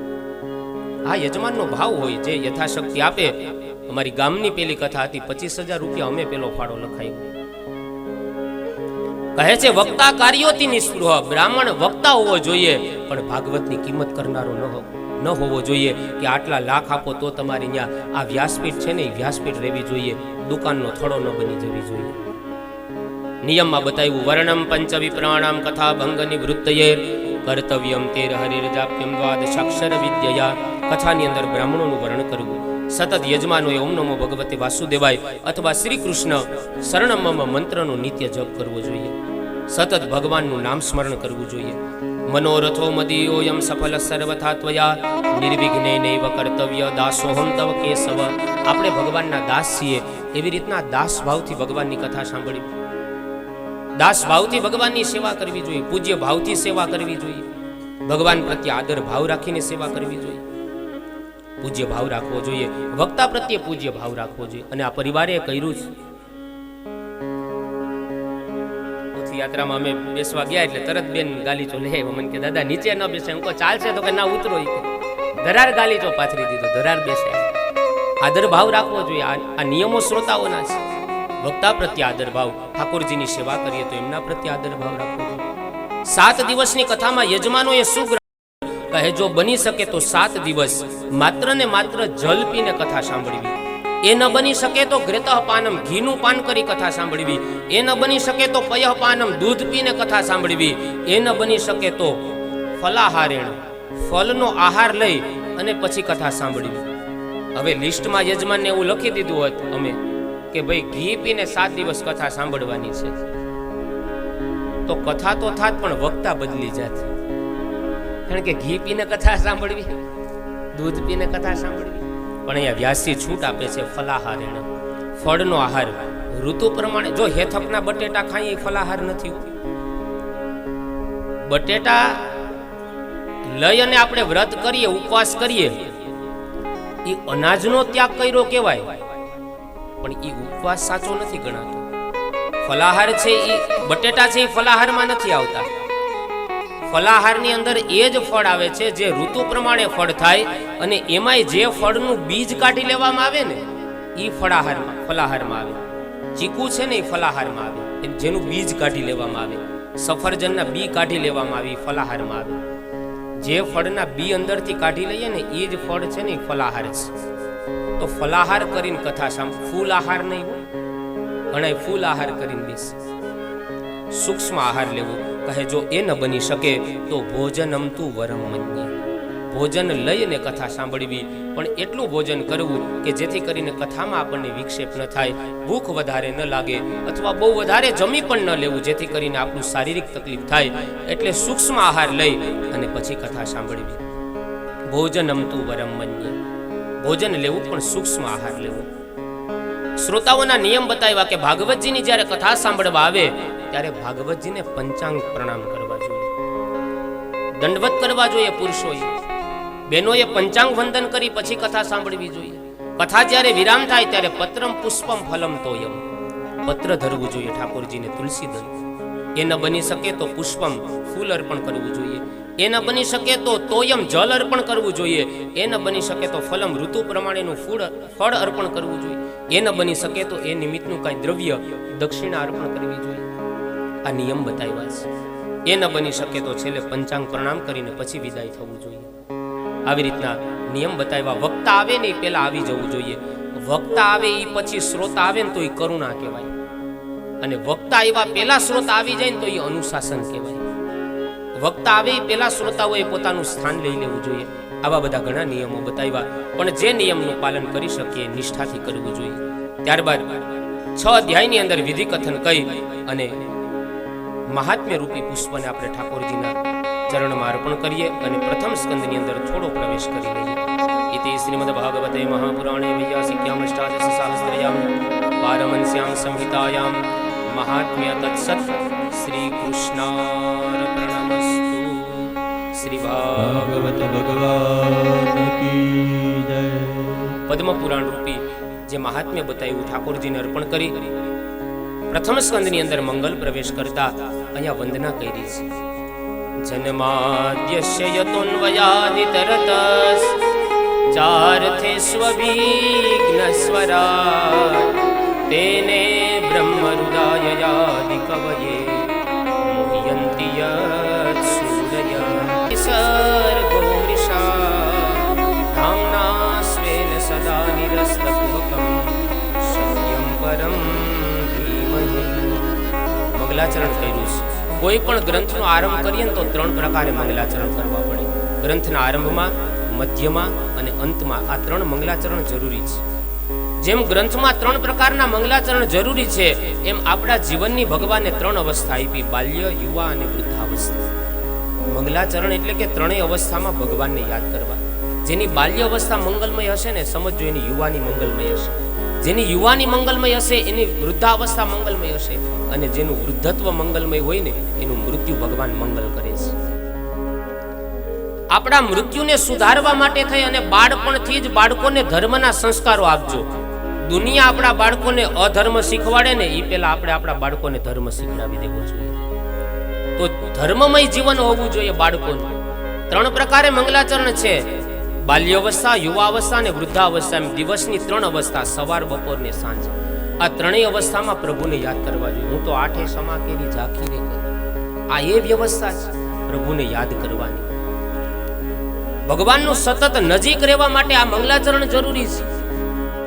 સવારે વહેલા ઉઠી ભગવાનને યાદ કરવા. ભગવાન આપણી આંખ ખોલે છે. આ દુનિયામાં એવા હજારો માણસો છે કે રાત્રે સૂઈ જાય પછી આંખ જ નથી ખુલતી. ભગવાન આંખ ખોલે ને આપણા ઉપર કૃપા છે. સવારે આપણી આંખ જ ન ખોલે તો કઈ કોર્ટમાં કેસ કરવા જાય?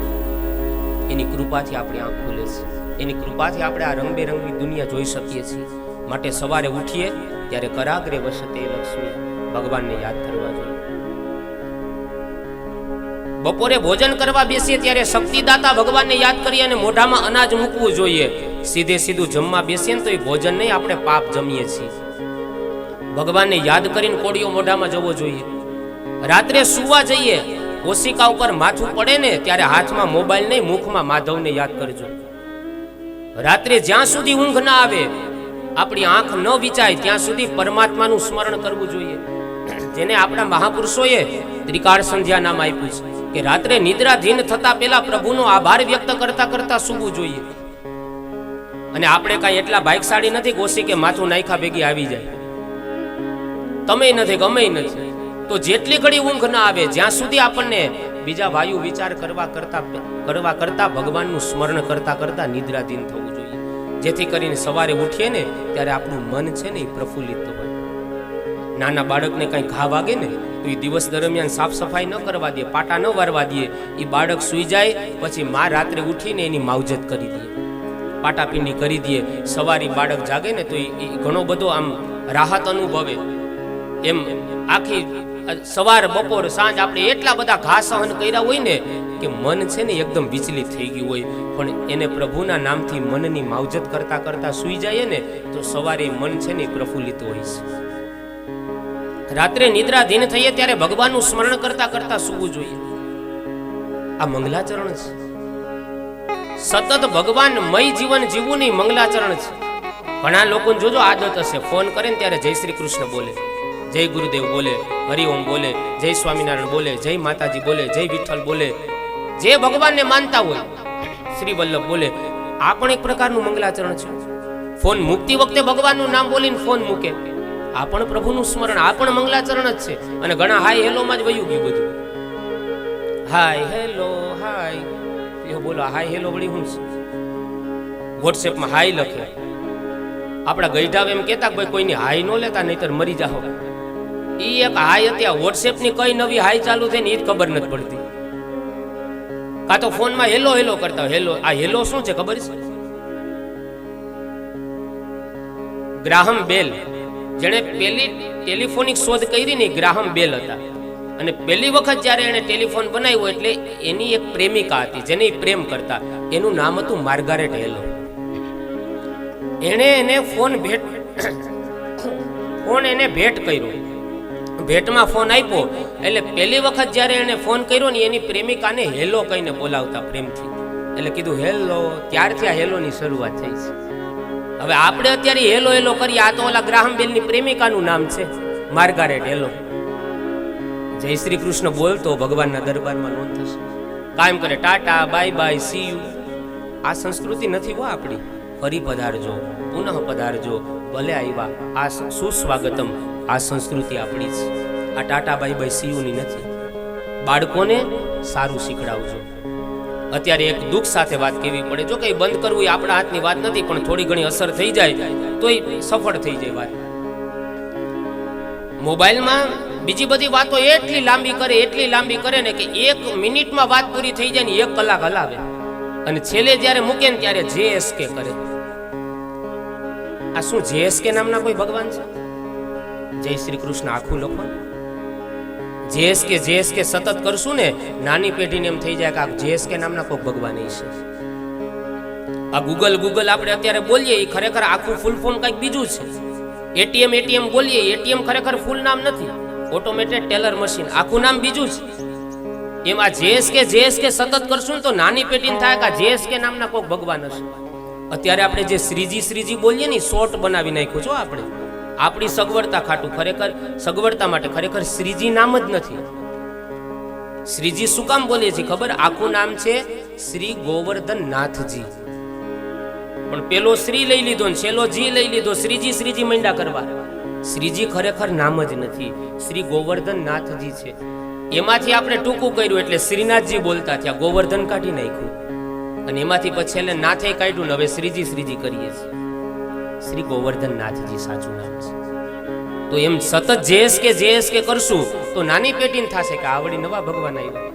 જય શ્રી રામ લખવાનું હોય તો JSR કરી નાખે. આવું ન કરીએ, એના કરતા ન લખીએ ઈ સારું. પણ બીજી બધી વાતોમાં આપણે ગપગોળા મારીએ અને છેલ્લે મેસેજ JSK કરીએ. ભગવાન આપણું 5 લાખનું કામ 1 લાખમાં પતાવે તો ભગવાનનું નામ શું કામ ટૂંકું કરીએ?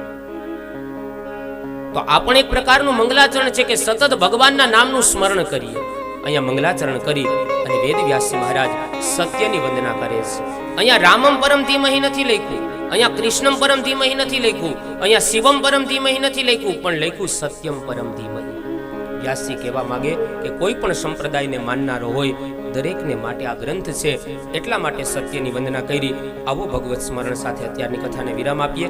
આપણી કથા એ દરરોજ એક્ઝેક્ટ 12 વાગ્યે વિરામ થઈ જશે અને એક્ઝેક્ટ 9 વાગ્યે શરૂ થઈ જશે. બપોર પછીનું સત્ર એક્ઝેક્ટ 3:30 વાગે તમે હાજર હશો કે નહીં હશો, કથા પ્રારંભ થઈ ગઈ હશે અને એક્ઝેક્ટ 6:30 વાગે કથા વિરામ થઈ જશે. સમયમાં કોઈ પણ પ્રકારનો 1 પણ મિનિટનો ફેરફાર કરવામાં નહીં આવે. તમે જેમ પટેલ સમાજ સમયને માનો છો, મહત્વ આપો છો, તેમ અમે પણ સમયને તમારામાંથી એ શીખા. કારણ કે બધી જ્ઞાતિમાંથી કંઈક ને કંઈક શીખવા જેવું છે. પટેલ સમાજના આંગણે લગ્ન હોય અને 11:30 જમણવારની વાત હોય, 12 વાગે જાવ ને તો ત્યાં પછી ખાલી વાસણ જ હેઠવાડના વૈધા હોય, જમણવાર થઈ ગયો હોય વિરામ. એમ તમે જેમ પટેલ સમાજ સમયને મહત્વ આપો છો, કારણ કે સમય આપણે બનાવી નથી શકતા તો બગાડવાનો આપણને કોઈ અધિકાર નથી. એમ અમે એક્ઝેક્ટ સમય અહીંયા પહોંચી જશું, તમે પહોંચી જાવ એ તમારી ફરજ છે. આવો ભગવત સ્મરણ સાથે 12 થયા, ઘડિયાળમાં થયા છે 12. કરો કૃષ્ણ કો નમસ્કાર, ભગવાનની વંદના કરી આજની કથાને વિરામ આપો. મારા દ્વારિકા બીજ માડો, મારા દ્વારકા વાળા નાથ તમને શું કરી જમાડો. પ્રેમ ધરી પીરસે પતરાડી, પ્રેમ ભરી છે જારી, પ્રેમ ધરી પીરસે પતરાડી,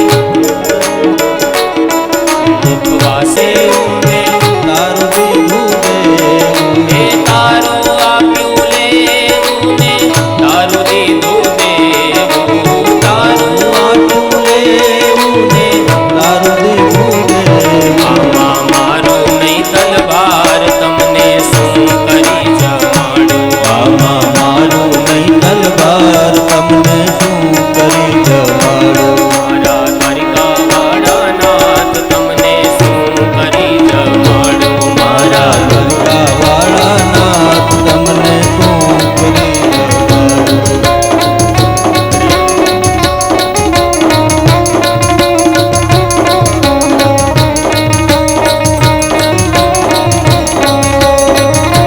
હરે રામ હરે રામ રામ રામ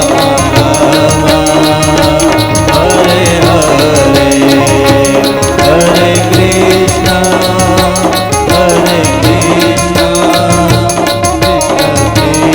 કૃષ્ણ હરે હરે.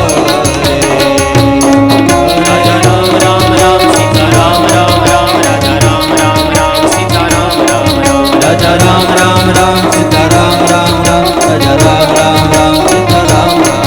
હરે કૃષ્ણ કૃષ્ણ હરે કૃષ્ણ કૃષ્ણ હરે કૃષ્ણ હરે હરે, હરે કૃષ્ણ કૃષ્ણ હરે કૃષ્ણ કૃષ્ણ કૃષ્ણ કૃષ્ણ હરે હરે. હરે રામ રામ રામ હરે હરે, હરે રામ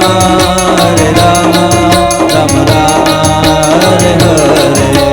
ગોવિંદ બોલો હરિ ગોપાલ બોલો, ગોવિંદ બોલો હરિ ગોપાલ બોલો, ગોવિંદ બોલો હરિ ગોપાલ બોલો, ગોવિંદ બોલો હરિ ગોપાલ બોલો, ગોવિંદ બોલો હરિ ગોપાલ બોલો, ગોવિંદ બોલો હરિ ગોપાલ બોલો, ગોવિંદ બોલો હરિ ગોપાલ બોલો, ગોવિંદ બોલો હરિ ગોપાલ બોલો. રાધા રમણ હરિ ગોવિંદ બોલો.